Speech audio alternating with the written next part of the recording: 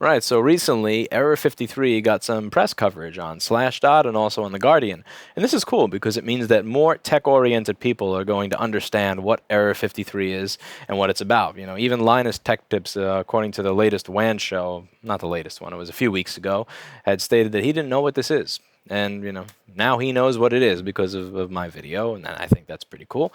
And, you know, now a lot more people are going to understand what Error 53 is. So, to get you up to speed, if you're not aware of how this works, long story short, when you had an iPhone 3 or 4 or 4S or 5 and you had an issue with your home button, which happens very often, these buttons fail. Very often. If you work in a store like this, you have people walking in every day, you know that these buttons fail all the time. And it is what it is. It's a portable device. It's a button. And, you know, they die. So these buttons fail. You were always able to replace. Come the iPhone 5S, now when you replace the button, the fingerprint sensor doesn't work. Which sucks, but you can sell that to somebody, you know. You broke the button. I can fix the button for you. However, your fingerprint sensor will be gone. With the iPhone 6 and 6 Plus, this is where it started to become a nightmare because when you replace that button, it will work. You won't have Touch ID. The phone will work. It'll boot. It'll work great for months. But if you run an update, you'll get error 53. And the thing is, the phone doesn't tell you that it's going to brick itself before you do the update. It's not going to say, error, different button detected. We are going to brick your phone. Do you want to continue with update? No, it doesn't do any of that. It updates the phone. It boots up. Error 53. And there's usually not much you can do. There are some really weird isolated incidents on the internet where people were able to get by it, but by and large, most people are usually screwed at that point, and there's not much they can do. Particularly if they have an issue with their data, like, you know, their data is stuck in the phone. So even if they are able to go to Apple and have it swapped out or pay to have it swapped out or whatever, Apple's never going to get their data back. You could tell Apple, here's $1 million, can you get the data off of this phone? They're not going to get the data off of your phone. They don't care. Now, I know what you may be thinking. How dumb are they to not back up their phone? How stupid are they to not back up their phone? Who doesn't back up their stuff and expects their data to be there anyway? Blah, blah, blah. You know, honestly, of all the people watching this video, just be honest with yourself for a minute. I want you to raise your hand if you've never done something irresponsible, stupid, or foolish over the course of your life. Raise your hand. How many of you are actually raising your hands right now? Of the people who've raised their hands, how many of you are being honest with yourself and with me? Probably not a lot of you.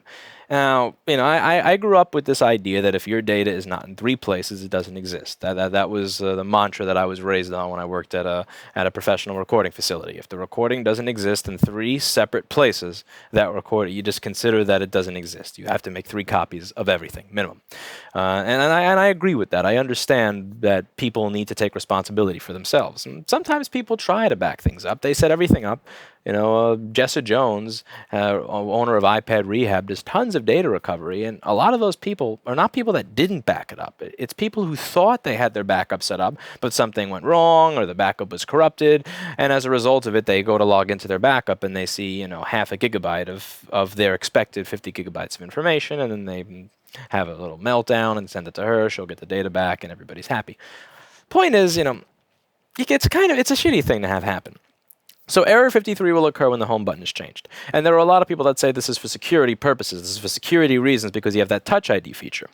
And, you know, a lot of applications use that. Like banking applications will use it. Instead of typing in your password, you just put your fingerprint in there. So I understand that there's some serious security implications involved here. And to be 100% honest with you, I would not trust the independent repair community with access to something like Touch ID at a lower device level. I really wouldn't. I post on a lot of these cell phone repair forums. I used to post on a lot of them. Some of them I left. Some of them I've been banned from. And by and large, I find that most of the people in the independent device repair industry are just bottom feeding scum. I mean, I know I'm going to get a lot of flack for that, but it really is. I mean, I read these forums and I see every other post. Hey, does anybody have an IMEI cleaning service? Hey, does anybody offering IMEI cleaning? Hey, is anybody able to unlock this password thing? And one of the fun things that I do on one of these forums, when it comes to MacBooks, not when it comes to phones, people will ask for something to unlock the EFI password in the MacBook. And in order to do that, you'll need the BIOS dump. So what I'll do is I'll ask for the BIOS dump and claim that I'm going to unlock their password because I know how to do this. And what Apple does is they actually include the email address of the iCloud user in the BIOS dump in plain text. So what I'll do is I'll find that email address, and then I'll email the person and say, hey, so this person on this forum with this username is trying to unlock the password to this computer. So, I mean, have you sold this recently? Have you given it away? Was it stolen from you? But if it was, here's some information for you. And there's some really, really funny things that have resulted from that. That could be an entirely other video onto itself. But yeah, I know, trust me, I know that a lot of the people in this industry are just bottom-feeding scumbags that I wouldn't piss on if they were on fire. I would not want to give these people access to reprogram Touch ID. No way in hell, because bad things will happen. I get that. But what I don't understand is this whole idea of bricking the phone and rendering it useless, and also not informing the customer that it will be rendered useless. If this is a security feature, if there's real security risks here, in my opinion, the phone should not boot at all. It shouldn't be like it boots, the phone boots and it'll work, but when you update the software it dies. If there's a security flaw, that thing should just boot and just die. And further, the other question that I have here is, if this is an issue with security, then why is it the 5S is not affected? So I can change the home button on a 5S, and I can update it 10 times, and I don't get an error. So is it that the iPhone 6 is a secure phone, and the iPhone 5S is not a secure phone, that the iPhone 5S needs to be recalled immediately because Touch ID can be hacked and that people's bank information can get hacked and blah, blah, blah? Or is it that this isn't about security and this is just kind of a middle finger to independent repair shops and also the customers who want to fix their device rather than buy a new one? Because that's one of the things. Apple has this flat rate system for repairs and also replacements of devices. Again, for MacBooks, there are certain tier 3, tier 4 repairs where you're paying $750 or $1250 to fix what I've linked. I'll link to it here in another video. Is what, 17 cents worth of components? I mean, that's real revenue lost. When somebody decides to pay me or pay somebody else to fix a device, when somebody decides to pay $50 to repair a button rather than $600 for a new phone, that's revenue taken out of Apple's pocket. What is this really about? Is the question that I would propose. I completely understand the whole idea of getting rid of Touch ID if you replace the button. That's something that whatever, I get it. But this entire idea of bricking the entire device is just something that is really, I feel like there's a way that could have been done differently. I don't feel like that's necessary. And if that really is necessary, I feel like the users should be informed. Tell them, hey, by the way, something is up with your phone. If you do this update, your data will be inaccessible and you're screwed. Like a warning message would be great. And you may say, well, the warning message, that in and of itself is bad because you're alerting them to it. Well, I mean, if it's so bad that the phone is booting up at all with this changed hardware, then again, why does it boot up with this changed hardware? Why is the 6 and 6S and 6 Plus and whatever allowed to boot up with a different home button? It doesn't make sense. And again, when it comes to third-party parts, a lot of people are saying, well, don't allow these crappy shops to put crap in your phone. Trust me. I understand. I get it. I had a parts company for 4 years. We sold wholesale parts of all kinds. I have had a repair shop here for a long time. And again, I deal with the independent community. I trust me. I get it. I know that in the race to being cheaper and cheaper and cheaper to deal with customer expectations, that people are buying crap on a regular basis. There are certain parts where there are no knockoffs available. Let's say like a keyboard for this laptop, no knockoff available. Fans, no knockoff available. But like with iPhones, with screens, there are knockoffs everywhere, and frankly, they fucking suck. Like some of them are decent, but most of them by and far suck, and it's just been getting worse and worse over the past 3 years. Again, where the glue is coming out, so the screen just pops out, or the screen is so thick that they give you like a lot of this crap that comes from iCracked. I've gotten a lot of emails from people who used to be iTechs, and you have the screens that are thicker so that you can feel the ridge around the home button, and the colors look all fucked up. I get it. There's a lot of shit out there. I get it. I agree with you. I assure you I agree with you. But here's what sucks is that there's no option to buy a good one.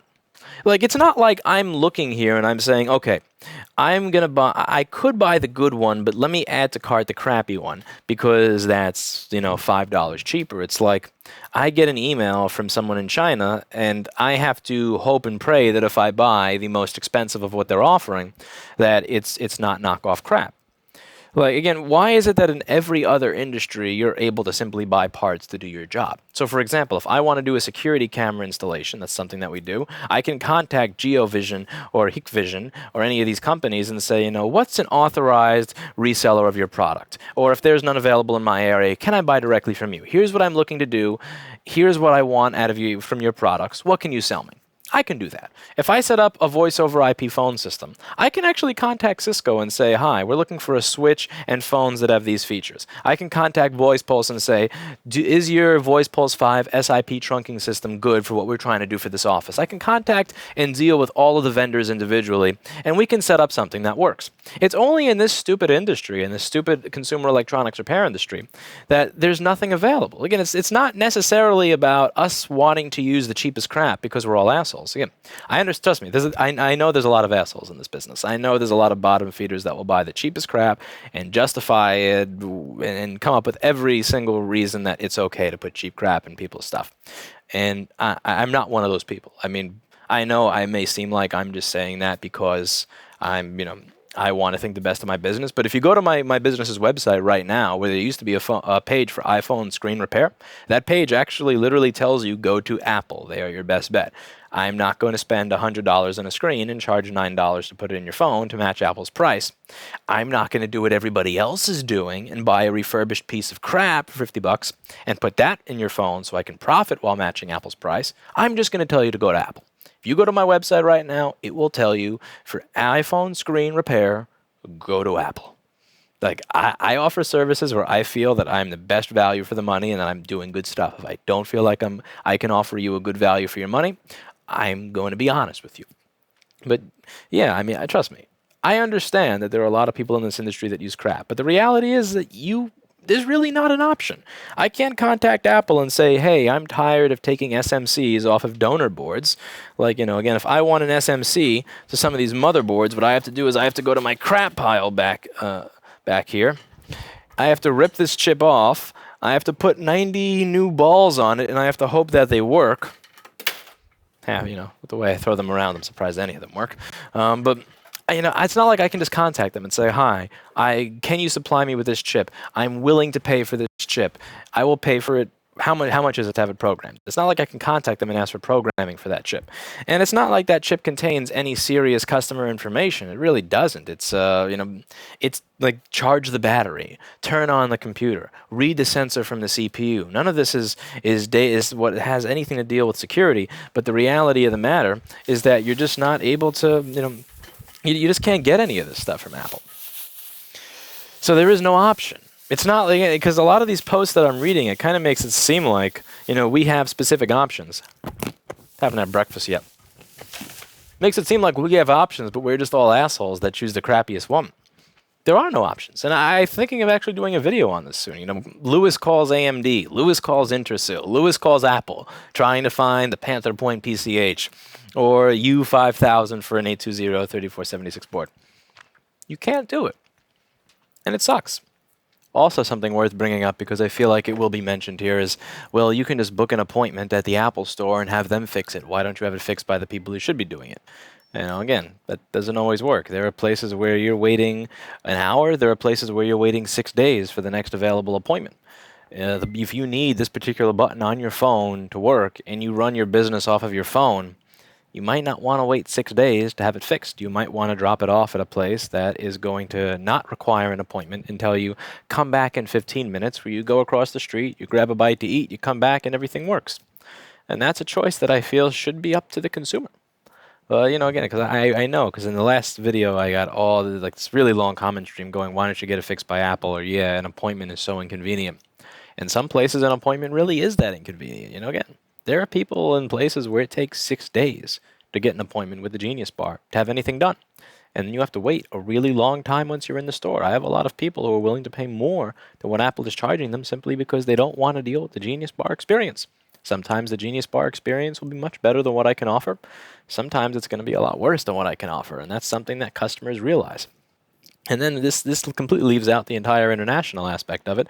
There was an email that I received a while ago from somebody saying, can you help me with this issue? And I said, no, I can't. Go to an Apple authorized service provider, and they will. And they go, well, the closest Apple authorized service provider is a very long $1,200 flight away. So again, I reiterate, can you help me? And it's like, there's nothing I can do. There's nothing I can tell you to do. Again, like, you bought this thing from these people. It's not my fault that you got screwed. That again, not everybody is located where they can just have a Genius Bar appointment and have it solved in an hour. The last thing I'll say here, because it really is about time for me to get back to work and actually eat breakfast and then get back to work, is, okay, let's say that you do agree with what Apple's doing. Let's say you do believe that this is for security. Well, are you willing to live in a world where the only company that is able to repair your device is the company who will directly profit more if you buy a new one from them than fix it? Because, again, if you agree with it, that's fine, but do you realize that that is the result, that is the direction, that's the path that we're going to be going in, where the only company that has the ability to repair the device that you own is the company that will make more money off of you if you don't fix it? That's something to think about. So, what are your thoughts on Error 53? Do you think that there is a security glitch that Apple patched with the 6 but did not patch with the 5S? Do you think it's being done for planned obsolescence? Do you think this is a great thing and that Apple really cares about your security? Do you think that Apple really only cares about you getting a new device? Do you think it's all the above? I'm not sure. Post in the comments. I'm interested in reading.